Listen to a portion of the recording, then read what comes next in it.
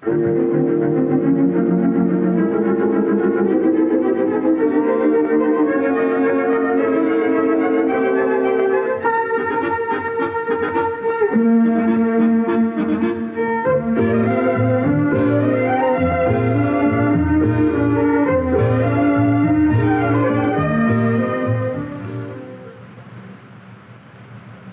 New York, there stands an impressive statue of Columbus, a reminder that this is a new continent in the light of history. America not so long ago was a continent of wilderness and open space. Excitement stirred in the hearts of a multitude of men as eyes turned toward the challenge of a new land. Now America is a land of mighty cities, and much of our space has been transformed into urban density. We see this on the East Coast in a city like Boston. And we see the same density on the West Coast in a city like San Francisco. Practically all American cities, large and small, have a similar pattern of density.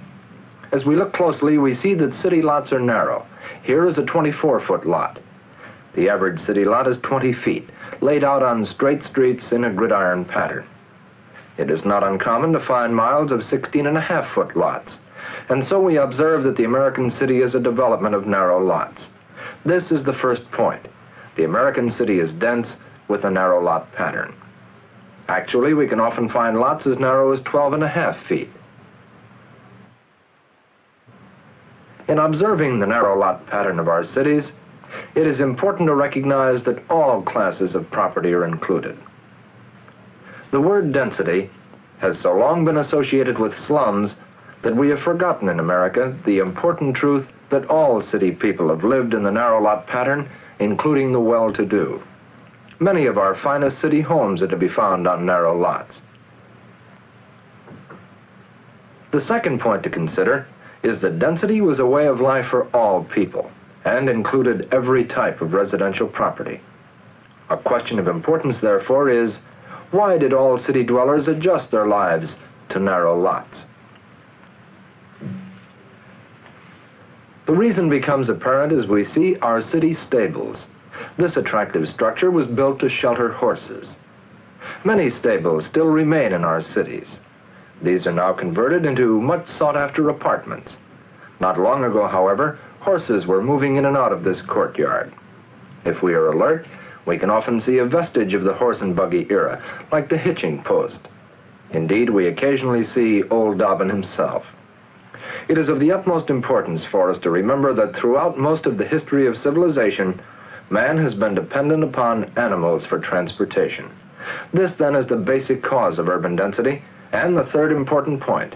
Man built densely because of his reliance on horses. Having built densely on narrow lots, we created many interesting and peculiar properties. Here is a high-rise apartment house on a 22-foot lot. Rising on a horse and buggy lot, such a structure is an interesting illustration of the problem of narrow lot use. In another view, we can see a peculiar situation surrounding a city residence. This home is 20 feet wide, a common city size. And as we look above and to the sky, we see what might well be described as a fine light and air shaft for the abutting properties. Nevertheless, this type of land improvement is far from ideal in terms of land use. Again, however, it reflects the continuing influence of the horse and buggy plan. To illustrate the opposite extreme, we view a 20-foot residence rising above its abutting structures. Such a scene suggests, too, the steady pulse of urban change, a residence now completely surrounded by industry. An extremely interesting observation is to be found at Radio City, the world's largest commercial development. As we look to the ground, we see a typical horse and buggy lot still remaining on one of the busy Radio City corners. Thus we see that the narrow lot pattern tends to endure and can exert its influence on the mightiest of our commercial developments. Indeed, the density of all real estate, wherever it exists, stems directly from the primitive horse and buggy plan, and skyscrapers themselves are no exception. The American city has been amazingly dynamic despite powerful built-in limitations on land use. Meanwhile, forces arose that brought stimulating competition in land use. The first impact was the generation and control of energy with the steam engine. What a revolutionary power the steam engine brought. The steam engine made possible for the first time in history a release from the bondage of density. The commuter trains began to move from our cities as people began to respond to the allurement of open space. Out into the country the trains traveled as man found a new freedom in land use. A revolution in land use had begun.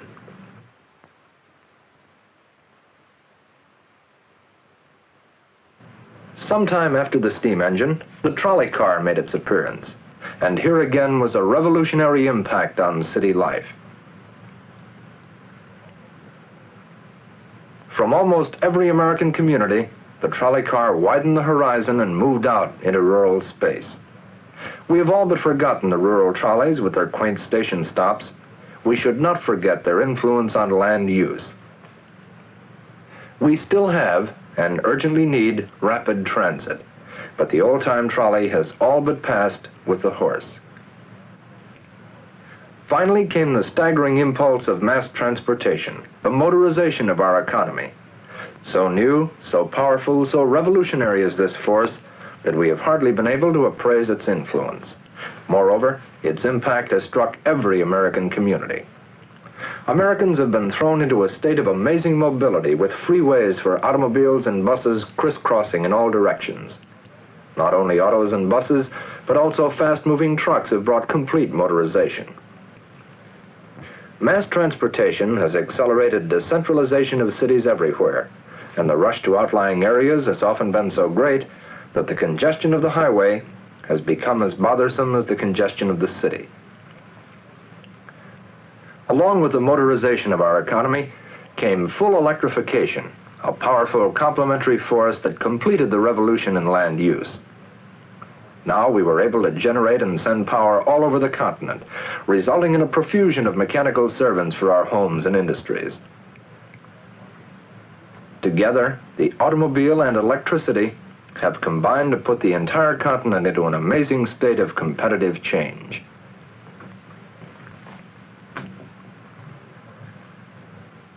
Many of our farms in America are no longer rural and remote. Bulldozers have been active. Streets are crisscrossing our open farmlands. Electric wires are bringing the convenience of electrical equipment everywhere, and new homes are now measured in high-level production figures. Millions of acres have been taken over for housing as a result of explosive expansion and spillover from our cities. This movement has been so general that it might well be said that the frontier has come back to every American community. Outlying residential growth has been so great that large stores have followed. Everywhere, business properties have responded to residential impetus and the movement of automobiles. The commitments that have been made have often been highly substantial, indicating strong confidence in the strength of shopping power in new suburban areas. Thus, we have seen the rural mailbox, where land might have been worth $500 or less per acre, now worth $50,000 or more per acre with the announcement of a new shopping center, made possible solely by the passing of automobiles that have brought a value never before possible. It's startling how rapidly our leading chain stores have been settling in open rural space. Land recently a desert can now support a new hotel because of automobiles. It is not uncommon to see a steady trend of office building construction on our highways. Actually, some of our office buildings are going into really remote settings. Such a location is truly revolutionary for office use and possible only because of the automobile. It is a dramatic illustration of the allurement of open space. And attractiveness is a keynote of many new outlying office buildings. Space and visual appeal are highly competitive with outmoded downtown areas. Even industrial plants are taking on a new look. The most powerful competitive force of all is the new shopping center with its landscaped mall. Some are park-like, beautiful, restful. In this respect, New shopping centers have accented the problem of built-in downtown obsolescence. Surely the most competitive force of new shopping centers is abundant space for free parking at the very door of outlying stores. Open space is such a competitive power, with acres for parking and room too for trees and shrubs. There is no denying the competitive strength of new outlying business areas. Let us see now if the city has remained dynamic in the face of powerful competitive forces. We do not have to look far to know that it has. New buildings are continually changing city skylines. In city after city, we can observe the framework of substantial new structures against the narrow horse and buggy properties. The contrast of 1880 and the present is becoming a common sight. The problems of our cities are real, however, because of the heavy hand of old-fashioned design. It affects residential property. Much of our industrial space presents a special problem with old multi-story buildings. The elaborate pigeon roost we see here suggests that obsolescence stalks our apartment properties. Substantial and ornate buildings are to be found everywhere. Surely obsolescence should not cause despair. It is one of the results of America's rapid growth. It is the basic challenge to cities, however, and a twofold problem: architectural obsolescence and narrow lot pattern. The truly dynamic American cities are those that are coming to grips with the problem of outmoded structures. Increasingly, we are seeing large-scale demolition as the first step in building modern cities. The need of the hour is to acquire pottage by merging narrow lots for a new start. Getting needed space in our cities for modern structures is the only way to meet the competitive force of growing suburban strength. Some of our demolition is an easy process because of much light wood construction. Often the substance of our urban structures is such as to resist the power of the demolition hammer. As a people, however, we are steadfast as we tackle problems, and the hammer of demolition will be sure to swing with determination. In this jet age, events move fast, faster indeed than we sometimes realize, and our progress is certain to be steady as we clear away the structures that block progress. Obsolescence runs through all types of property, including some of our finest mansion homes. These too will bow to demolition, and as they pass from the American scene, strategic land will be cleared for new use. To be fully dynamic, the American city must now accommodate the automobile. This is the vital factor of our new age. The poor little parking meter is not by itself a solution to automobile problems. The forward-looking city is conscious of the automobile and automobile traffic as key factors. It is responding by providing adequate, well-located parking facilities, often building skyward to create the urgently needed space. Many cities have met the problem by building underground. We are applying full ingenuity to the task and with good results. Here we see self-parking. Self-parking is accomplished in the San Francisco downtown garage by an ingenious use of concentric ramps, making it possible for the motorist to park and remove his own car. Reduced operating expenses result in low rates, $15 per month being very low for a large city. Also, there is free parking under a validation stamp plan with cooperating merchants.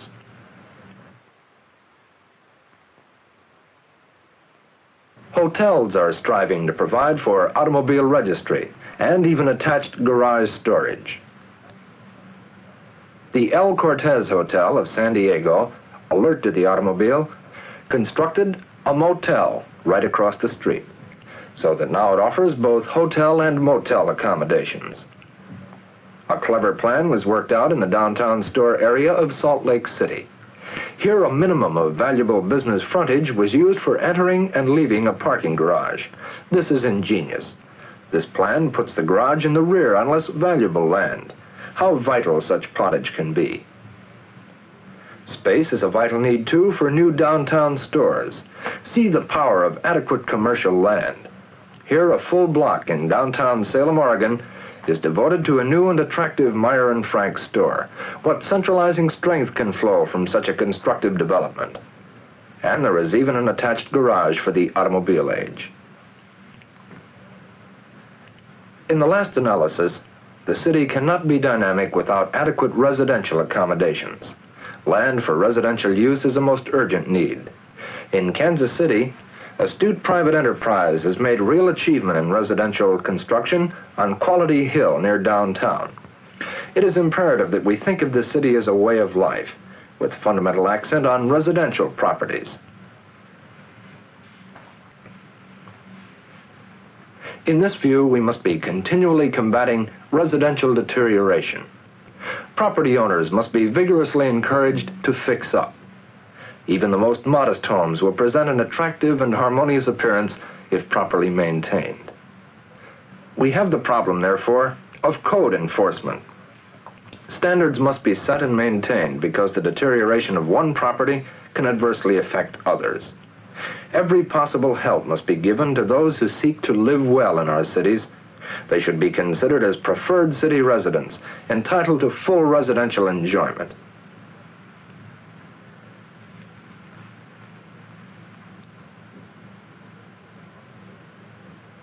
American ingenuity is also being displayed in residential property.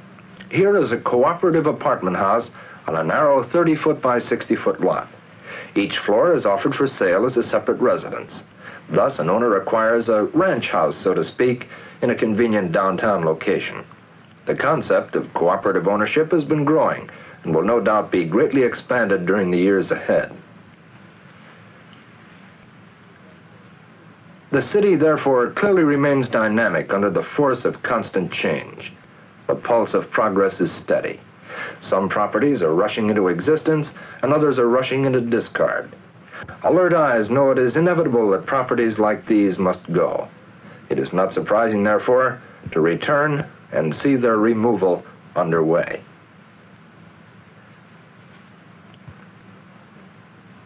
In America, we should not be impatient. All problems cannot be tackled at once. It is also new that we have hardly had time to remove the cobblestones from some of our city streets. Indeed, if you can remember the Model T, you have lived since most of the revolutionary changes in real estate. And as we go steadily forward, we see aluminum skyscrapers and stainless steel. The introduction of metals in real estate itself is revolutionary. It is difficult to believe that America is a land only recently removed from the log cabin, from primitive shelter.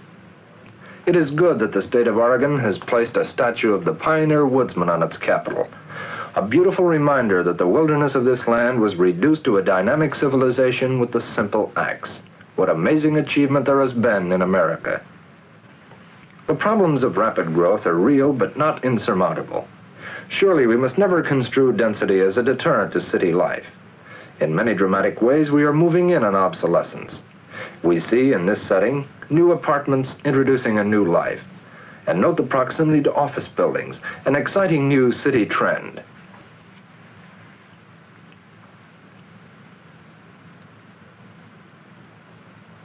Beauty in commercial architecture is another new revolutionary force helping our cities. Frequently, we find deep setback with trees. The introduction of attractiveness in commercial real estate results in a new harmony between commercial and residential. This is revolutionary because in the past, business property was often considered repugnant. Surely the pleasing harmony here is a constructive force for good in building modern cities. Let us summarize now by looking at St. Louis. First, what is St. Louis? Well, in terms of urban problems, it means broad leadership, Chamber of Commerce, architects, city planners, realtors, home builders, contractors, mortgage lenders, government officials. In short, a cross-section of community leaders must unite for action. The first step, of course, is urgently needed plottage. That has been started in St. Louis. In the use of the cleared land, St. Louis has made a highly desirable step in having an apartment house as an initial structure. Its close proximity to downtown office buildings gives accent to the exciting current trend toward living close in. The comforts, convenience, and even the health of living in a small world are being recognized by increasing numbers of people. Many people are desiring to walk to work again. Such stimulating activity sparks further effort, and St. Louis is now cleaning up existing buildings to tone up the entire downtown area. The apartments, however, are the most significant, because there can be no enduring city vitality unless we provide for full city life.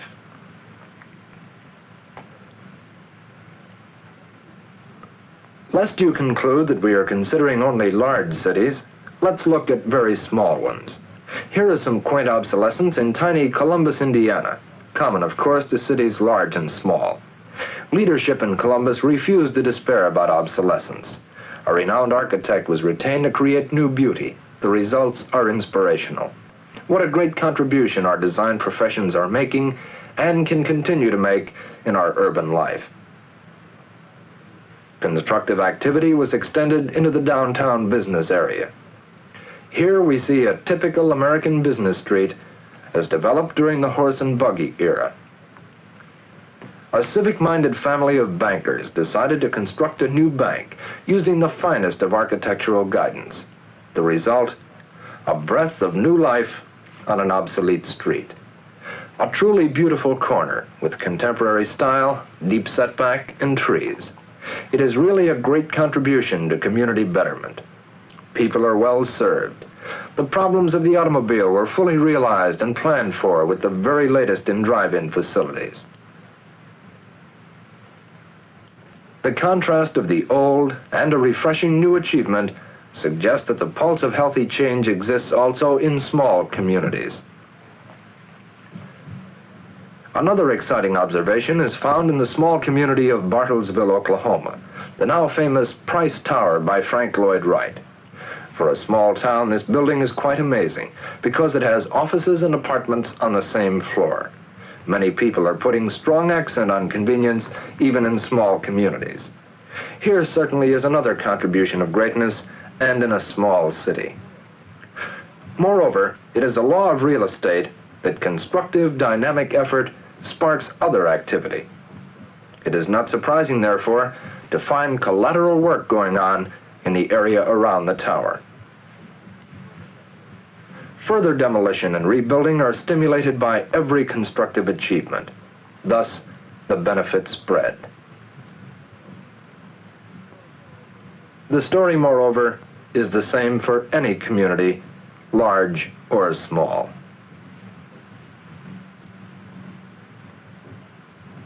Exciting change is going on everywhere. Here, for example, is the tallest building in America to be demolished to start over.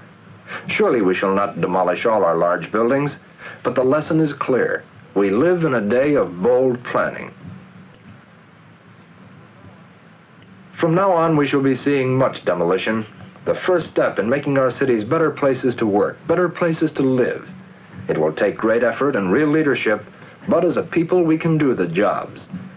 And as we see here the rubble of demolition at the feet of Columbus, let us remember that in many ways the continent is still before us. Our follow-up at this point shows Columbus standing in majestic survey of the most important dynamic urban trend, the office building and the apartment building going hand in hand to demonstrate the convenience of city life. And so the city remains dynamic. Surely, if we can recapture the courage and forward-looking spirit of the discoverers and pioneers of America, building better cities will be assured.